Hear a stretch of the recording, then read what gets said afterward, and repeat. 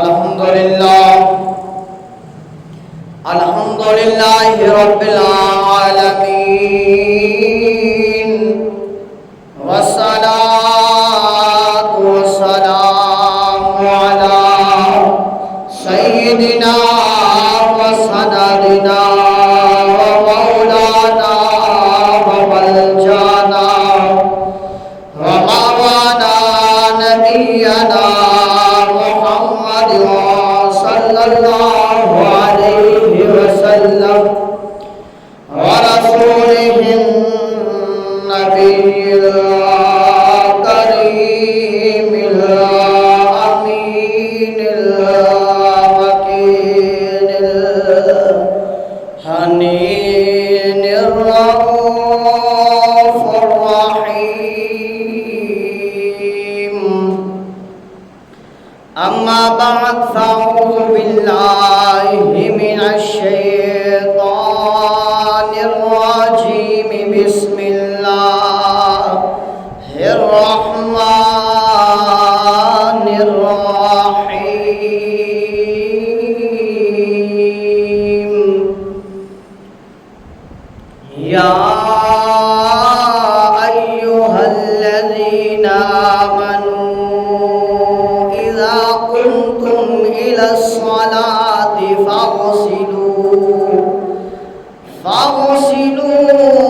وجوهكم وأيديكم إلى المرافق وامسحوا برؤوسكم وأرجلكم إلى الكعبين صدق الله العظيم وصدق رسوله النبي الكريم الأمين اللهم رب اشرح لي صدري ويسر لي أمري واحلل عقدة من لساني يفقهوا قولي اللهم رب زدني علما نافعا اللهم رب زدني علما إن الله وملائكته يصلون على النبي يا أيها الذين آمنوا صلوا عليه وسلموا تسليما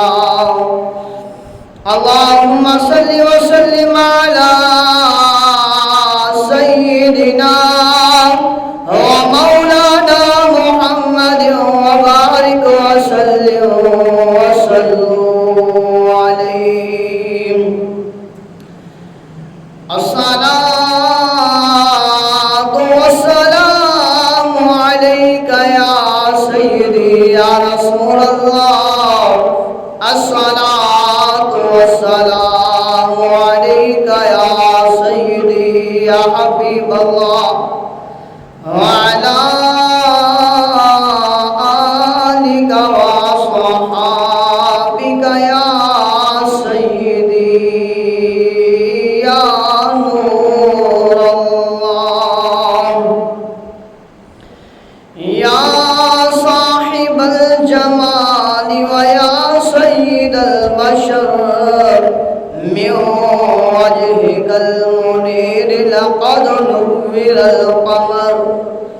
لا يمكن الصناع كما كان حقه بعد الخدا بزرگ کوئی قصہ مختصر تھی جس کے مقدر میں گدائی تیرے در کی قدرت نے اسے راہ دکھائی تیرے در کی رویا میں بہت اس شخص کے قدموں سے لپٹ کر جس نے بھی کوئی بات سنائی تیرے در کی آیا ہے نصیر آج تمنا یہی لے کر کہ پلکوں سے کیے جائے صفائی تیرے در کی آیا ہے نصیر آج تمنا یہی لے کر کہ پلکوں سے کیے جائے صفائی تیرے در کی ایا صاحب میٹھے مدنی دے تے ساڈے حال دے کرم ہزار جسم ابو بکر عمر عثمان علی تے ساڈے حامی چارے یار جسم تے ہوشی قہر دی گرمی او میاں ڈیہ محشر دے او جلوے سرکار دساں تابش جی دیاں سناتا پڑھ دے ہاں او دل ہلساں ساڑے بیڑے پار دساں صلاۃ کے بعد واجب الاحترام سامعین محترم، اللہ وحدہ لا شریک کی پاک بارگاہ میں تمام حمد و ثنائے ہیں جس مالک لم یزل نے ہمیں پیدا فرمایا ہے۔ لاکھوں کروڑوں ان گنت درود و سلام آقا دو جہاں مہربان دو جہاں رحمت للعالمین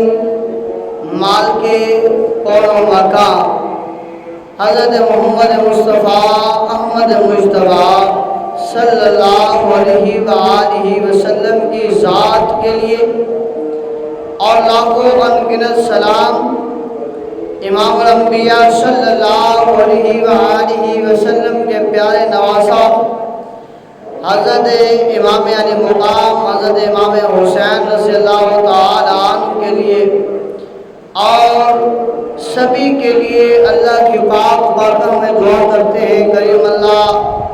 ہم سب کے صغیرہ و کبیرہ گناہوں کو معاف فرمائے، ہم سب پر رحم کا کرم کا معاملہ فرمائے، کریم اللہ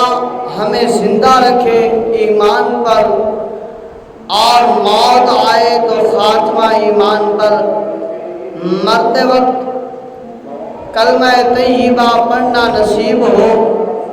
آنکھوں کے سامنے مال کے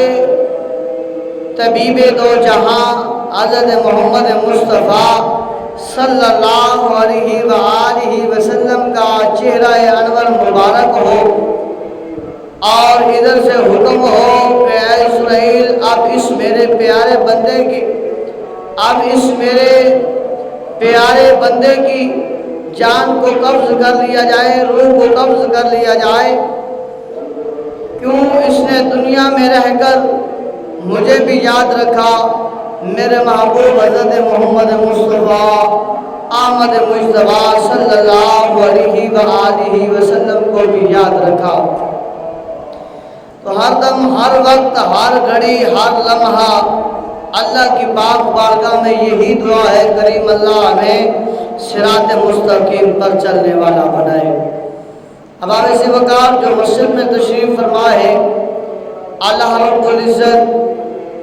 مجھ سمیت ان سب کے علم و عمل میں اضافہ فرمائے اور اللہ وحدہ لا شریک اور پیارے محبوب صلی اللہ علیہ وآلہ وسلم کے فرمان اور ارشاد مبارک سن کر اپنے دلوں کو منور اور معطر بنانے والا بنائے۔ جو احباب ابھی تک مسجد میں تشریف نہیں لائے، کریم اللہ انہیں بھی ہدایت بھی عطا فرمائے اور جلد مسجد میں آنے کی توفیق بھی عطا فرمائے۔ جمعۃ المبارک کا مختصر سا جو وقت ہے، اس میں جو موضوع ہے وہ ہے وضو کی فضیلت اور وضو کا طریقہ۔ امام سی وقار ہر کام کا ایک طریقہ ہوتا ہے، ہر کام کرنے کا ایک سلیقہ ہوتا ہے، ہر کام کرنے کا ایک ہنر ہوتا ہے، ایک جو ہے لائن، ایک لمٹ ہوتی ہے۔ اسی طرح کہ جس طرح ہر کام کرنے سے پہلے کچھ چیزوں کا خیال رکھا جاتا ہے کہ میں نے یہ کام کرنا ہے، تو اس کام کرنے کے لیے کچھ شرائطوں کا ہونا ضروری ہے۔ مثال طور پر اگر ہم نے سفر پر جانا ہے تو اس کے لیے ہم بندوبست کرتے ہیں اپنی سواری کا، اور اس میں پیٹرول وغیرہ اور دیگر معاملات کا دیکھتے ہیں، چیک اپ کرتے ہیں، اور پھر جو ہے وہ روانہ ہوتے ہیں۔ اسی طرح اگر اپنی سواری پر نہیں جانا، کرائے پر جانا ہے، تو ہم اپنا جو ہے ساتھ لے جانے والا سامان وہ ہم چیک اپ کرتے ہیں، ان کو جو ہے وہ اچھی طریقے کے ساتھ ان کی جگہ پر اور بار بار اس کو دیکھتے ہیں، اور پھر ٹکٹ کا بندوبست کرتے ہیں اور پھر جاتے ہیں۔ تو اب سی وقار یہ دنیا کے ریج رواج ہے، یہ دنیا کا کام ہے۔ دنیا کے بھی کسی کام کے لیے اگر ہم چلتے ہیں اس کے لیے بھی شرائط ہوتی ہے، تو یہ جو دین کا کام ہے، یہ جو امام الانبیاء صلی اللہ علیہ وآلہ وسلم نے اللہ وحدہ لا شریک کا پیغام ہم تک پہنچایا ہے، اس کی بھی کوئی شرائط ہے۔ ان میں جو رکن نماز کا ہے اس کے لیے وضو کا ہونا جو ہے وہ شرط ہے۔ اگر وضو جو ہے وہ نہیں ہے تو ہمارا پھر نماز پڑھنا، قرآن پڑھنا بھی قابل قبول نہیں ہے۔ تو گویا کہ دنیا کے کسی کام بھی کوئی کرنا ہے، کسی کا کام ہے، کوئی کام ہے، اس کے لیے شرائط ہے۔ اسی طرح جب نماز پڑھنی ہے، جب اللہ کا قرآن پڑھنا ہے، جب اللہ کا کلام اٹھانا ہے، جب مقدس کتاب کو اٹھانا ہے، جب اللہ تبارک و تعالیٰ نے جو محبوب نبینا علیہ السلام کے قلب اطہر مبارک پر نازل کی کتاب قرآن مجید ہے، جب اس کو پڑھنا ہے، اسے اٹھانا ہے، اسے چھونا ہے، جب اللہ کی بارگاہ میں آ کر سجدہ کرنا ہے، اللہ کی بارگاہ میں آ کر رکوع کرنا ہے، قیام کرنا ہے، اس کے لیے شرط یہ ہے کہ وضو کا ہونا ضروری ہے۔ وضو اس کے لیے شرط ہے۔ اب ایک بندہ وضو نہیں کرتا، آج گئے صبح سے شام تک، شام سے فجر تک، یعنی کہ صبح صادق تک ساری رات وہ نماز پڑھتا رہتا ہے، قرآن اٹھاتا ہے، سینے سے لگاتا ہے، پڑھتا رہتا ہے، دن بھی گزر گیا، رات بھی گزر گئی، کھڑے ہو کر گزار دیا، سجدے میں گزار دی، رکوع میں گزار دیا، اور جو ہے وہ رات جو ہے قرآن کی تلاوت کرتے ہوئے گزار دی، یا جو ہے وہ اللہ تبارک و تعالیٰ کو سجدہ کرتے ہوئے گزار دی، پر وضو نہیں کیا، تو یاد رکھ لیجئے کہ اللہ نے جو شرط مقرر فرمائی ہے، اللہ نے جو کلام مجید کو اٹھانے کی جو شرط لگائی ہے، اللہ نے جو نماز پڑھنے کی شرط لگائی ہے، اگر اس کو پورا نہیں کیا تو نماز بھی کام نہیں آئے گی، قرآن پڑھنا بھی کام نہیں آئے گا، بلکہ الٹا گناہ ملے گا۔ نیکیوں کے انبار کی بجائے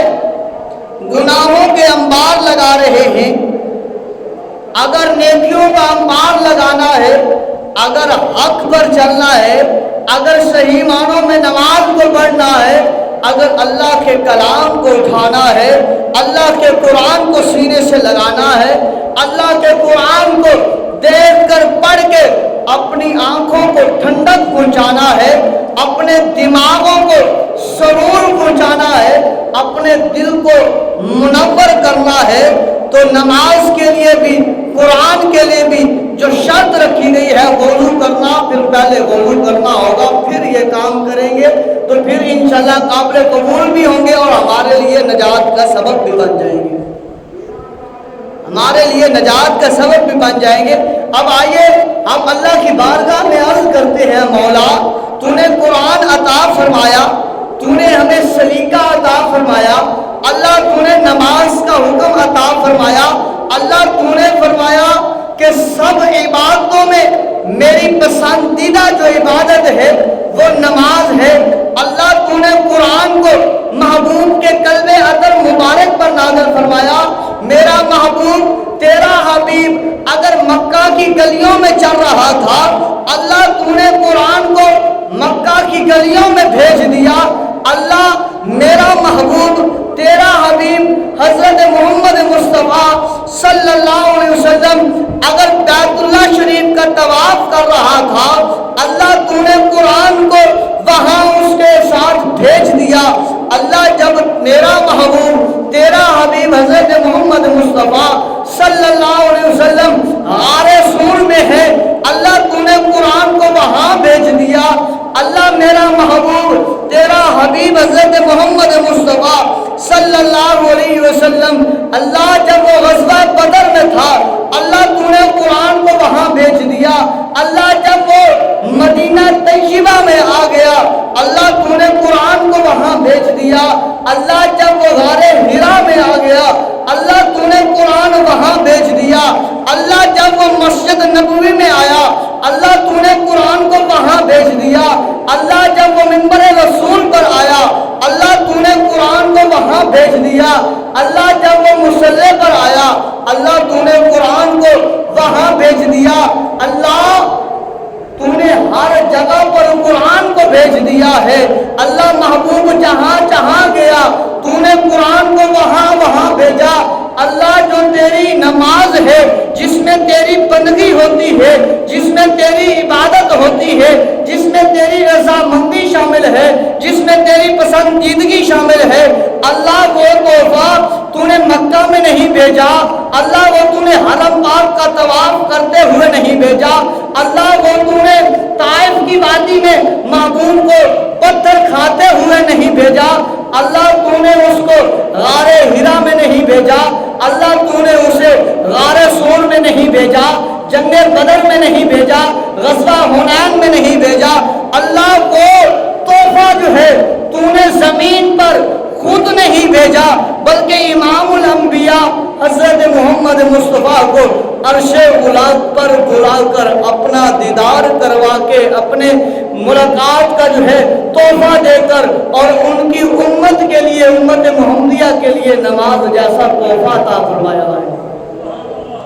یہ تو تحفہ عرش غلاظ سے آیا ہے، اللہ قرآن جگہ جگہ پر محبوب کو عطا فرمایا، پر نماز جگہ جگہ پر نہیں عطا فرمائی، بلکہ محبوب کو بتایا محبوب اب مکہ سے چل مسجد اقصیٰ میں، اور مسجد اقصیٰ سے پہلے آسمان پر دوسرے تیسرے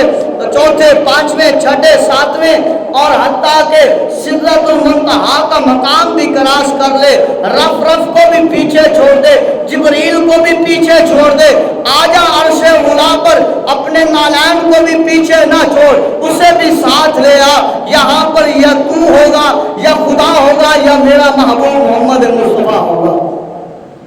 وہاں پر اللہ تبارک و تعالی نے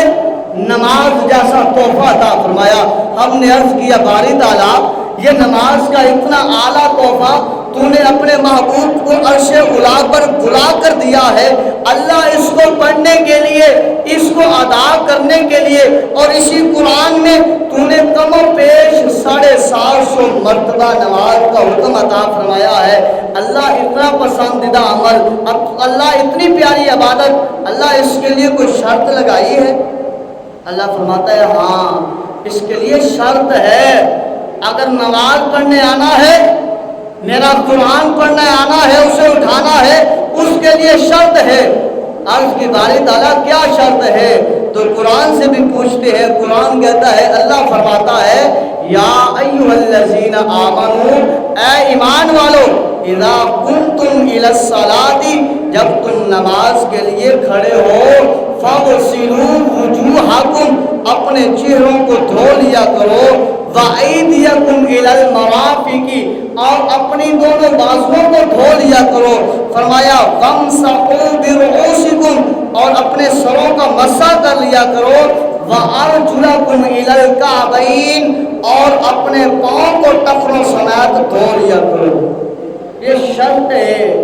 نماز پڑھنی ہے یہ شرط ہے، قرآن پڑھنا ہے یہ شرط ہے۔ جو بندہ یہ شرط پر عمل نہیں کرتا، قرآن بھی پڑھتا ہے، اٹھاتا ہے، چھوتا ہے، سینے سے لگاتا ہے، ادب کرتا ہے، احترام کرتا ہے، پر وضو نہیں کرتا،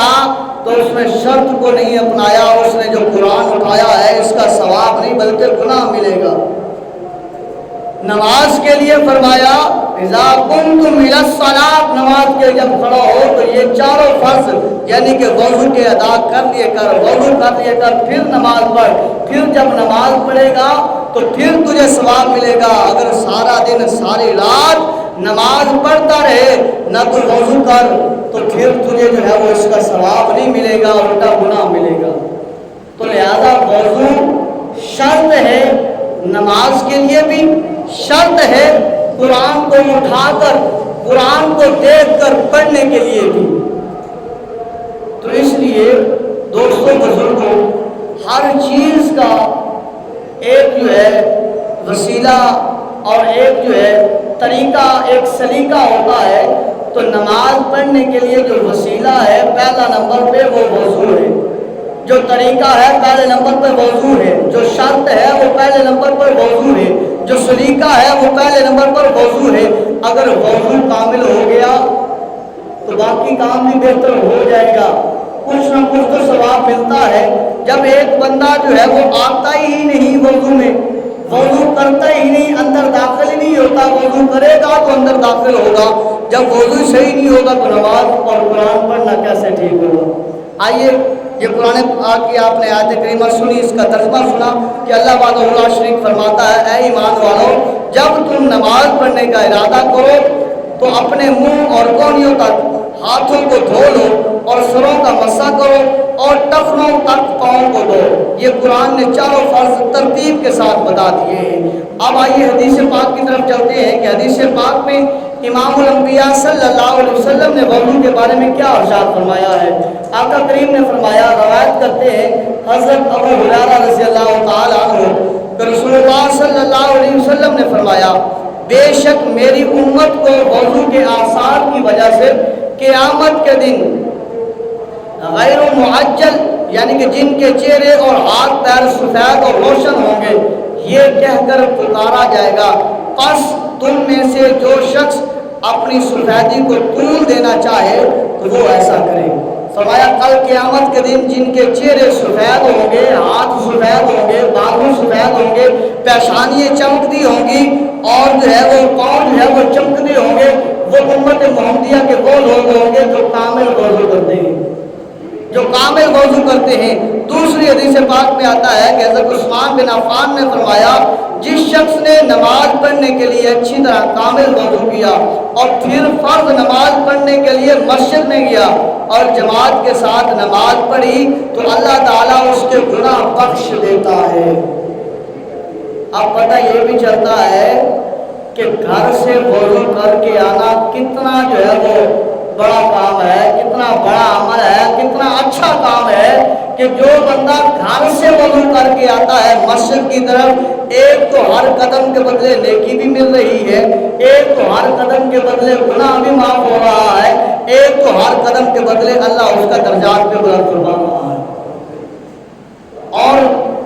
اس حدیث پاک میں تو یہاں تک فرمایا کہ اللہ تبارک و تعالیٰ اس بندے کے گناہوں کو بخش دیتا ہے جو بندہ گھر سے وضو کر کے مسجد کی طرف آتا ہے۔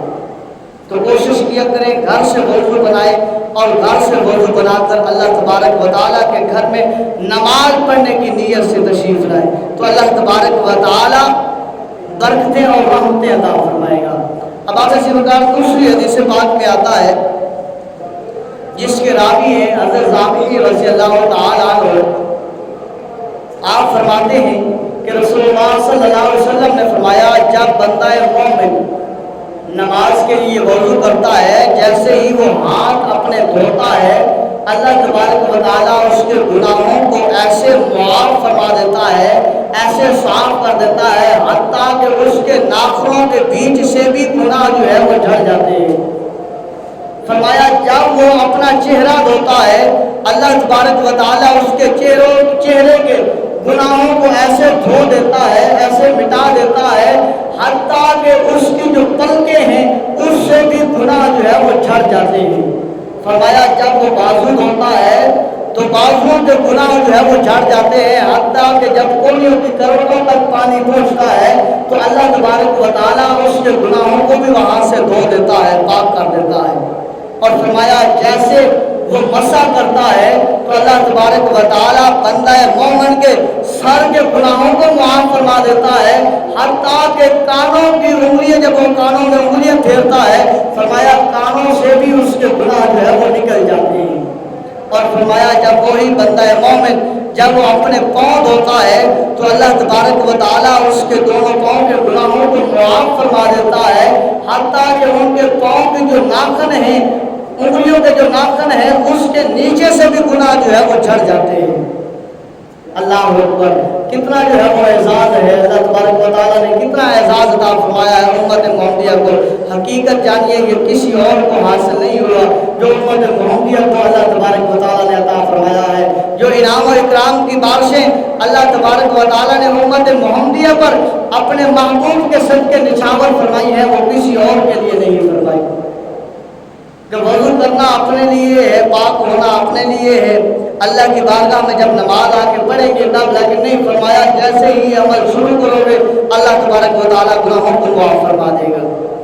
یہ فضیلت تھی، یہ شان تھی، یہ مرتبہ تھا، یہ مقام تھا۔ قرآن کو بھی پکڑنا ہے تو وضو کر کے، پڑھنا ہے کھولنا ہے تو وضو کر کے، نماز پڑھنی ہے یا سجدہ تلاوت کرنا ہے تو بھی وضو کر کے پھر جو ہے وہ سجدہ تلاوت کرے پھر نماز پڑھے۔ اگر بغیر وضو کے یہ عمل کیے تو کوئی قابل قبول نہیں ہوں گے، یہ شرط ہے اس کی۔ تو اب آپ سے بکار حدیث طیبات میں آتا ہے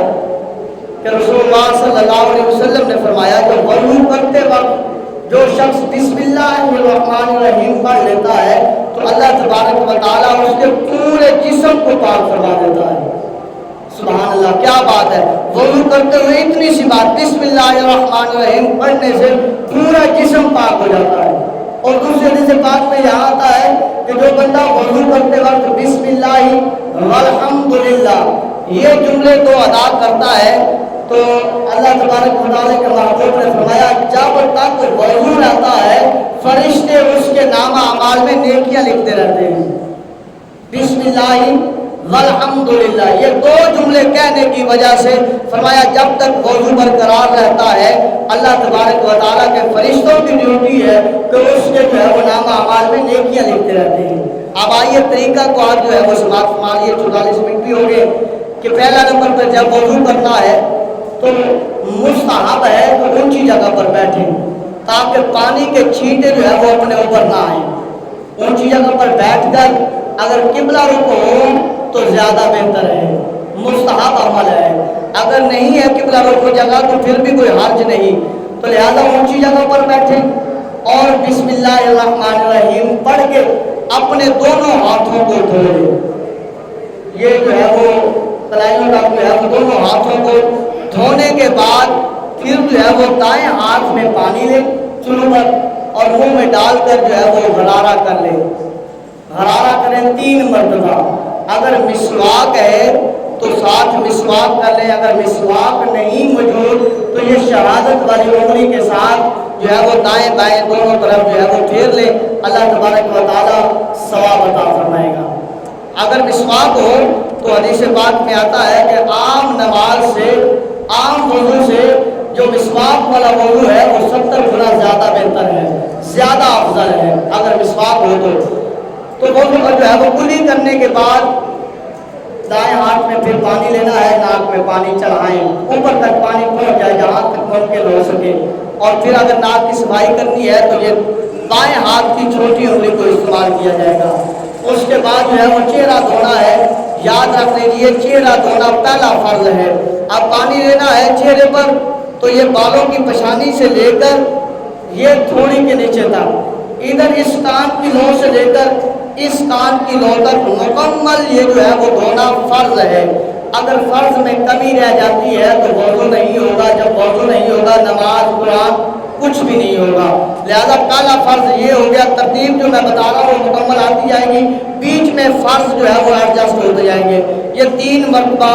چہرہ دھونا ہے، اس کان کی لو سے اس کان کی لو تک، بالوں کی پیشانی سے لے کر تھوڑی کے نیچے تک۔ اس کے بعد دایاں ہاتھ جو ہے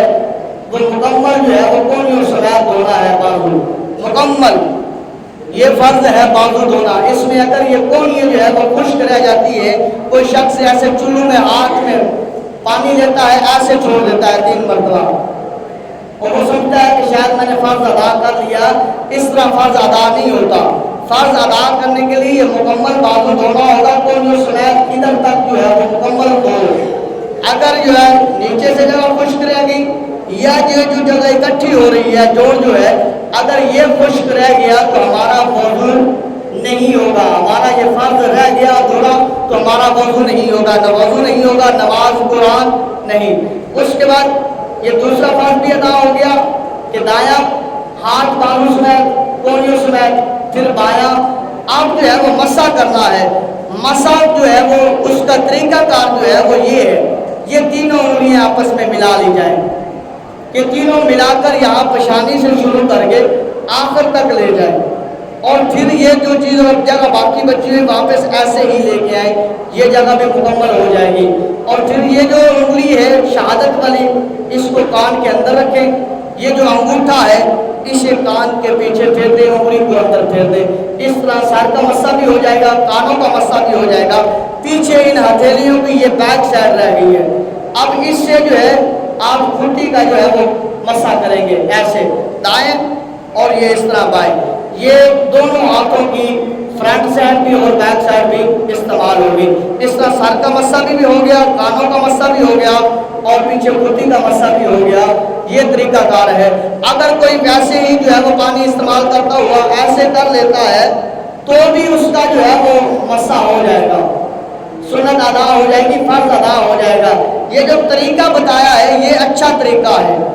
اور یہ فقہاء کرام نے لکھا ہے اس کو، یہ اچھا طریقہ ہے۔ اگر کوئی ایسا نہیں کرنا چاہتا تو جلدی سے کر لیتا ہے ایسے تو اس کا بھی مکمل ہو جائے گا، پیچھے سے کر لیتا ہے اس کا بھی مسا برحال ہو جائے گا۔ اس کے بعد جو ہے وہ دایاں پاؤں دھونا ہے ٹخنوں سمیت، اور حتیٰ کہ اگر آدھی پنڈلی تک دھو لیا جائے تو زیادہ بہتر ہے، ورنہ کم از کم ٹخنوں کے اوپر تک دھوئیں، اور جو اس میں پاؤں کی انگلیاں ہیں ان میں خلال کیا جائے۔ اگر جن کی انگلیاں ملی ہوئی ہیں اگر ان کے انگلیوں کے درمیان جگہ خشک رہ جاتی ہے تو وضو کا چوتھا فرض نہیں ادا ہوگا۔ جب چوتھا فرض ادا نہیں ہوگا تو پھر نماز قرآن